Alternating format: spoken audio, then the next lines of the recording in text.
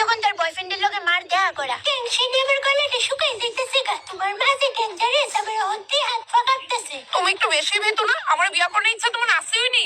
অত না গীতা কইছি যে আমি ভিতর তো না চলে যান। শাশুড়ি মা আন্টি লতিকার ভাই ফ্রেন্ড না? না না ভাইফ্রেন্ড না বয়ফ্রেন্ড। এই দই কইতাছি তাহলে তুমি সেই মহোদয়। জি আন্টি। কিচ্ছু না, নো এনো আয়ো বউ। আন্টি আমি যদি খাটে বই কোনো সমস্যা হইব? না না কোনো সমস্যা নাই, যা কিছু সমস্যা করা নেই তা তো কইরেই লাইছো। মা একটু ভালো ঠিক কথা কোন, তোমার লগে ডিসকাস করি তো। হ্যাঁ আল্লাহ, তুই আবার ঘরের মধ্যে এই দিন তো পরে সাহায্য করে রিসোর্স করে। হ্যাঁ তে আইবো দিক্কা। তো আন্টি ভালো আছে তো? হ্যাঁ বাবা আসলাম তো, তাই এমনিতে কইছিলি সব তার ব্যাপারে।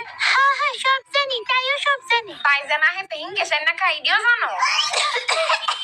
আরে মা কাজের কথা কও না। কাজের কথা হয় এটা তো অবশ্যই কমু। তার আগে ফুলাটাই গরম রাতে আইছে, খাওনের লিগে একটু কোকা কোলা না দিলে কেমনে হইব? নো বাবা একটু কোকা কোলা খাও। Thank you aunty.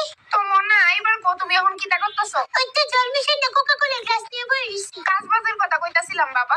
O actually aunty আমি গভর্নমেন্ট জব করি, 50,000 টাকা বেতন। ও ভালোই লতিকে মনে হচ্ছে তো সব পোলার কি তোর লিগে যে একবার আলোচনা ছিল বেটা যে সরকারি চাকরি করে 1.5 লাখ টাকা মাসে বেতন পা। চুপ এইসব কথা ছাড়ো না মা। আরে টিয়া পয়সা দিয়া বড়ানি খাইবা, বিয়ার পরে তো প্রেম ভালোবাসা এনে খাইবা। আন্টি আমারও প্রমোশন হয়ে হয়ে বেতন বাড়বো। ও না না ঠিক আছে, এটা শুনে আমি উদ্ধার হইছি। এখন আবার কেডা কল করলো? এক সেকেন্ড। হ্যাঁ এর আগের বার যেটা রেলওয়ে স্লিডারি ফোন করছে, পুরো জামা ব্যস্ত ফোন করছে, এত ফালতু কথা। উমা বিশাল তুমি কই যাইতেছো? এই 3-10 বোধ এলি গই আর্জেন্ট বাইক গেছে।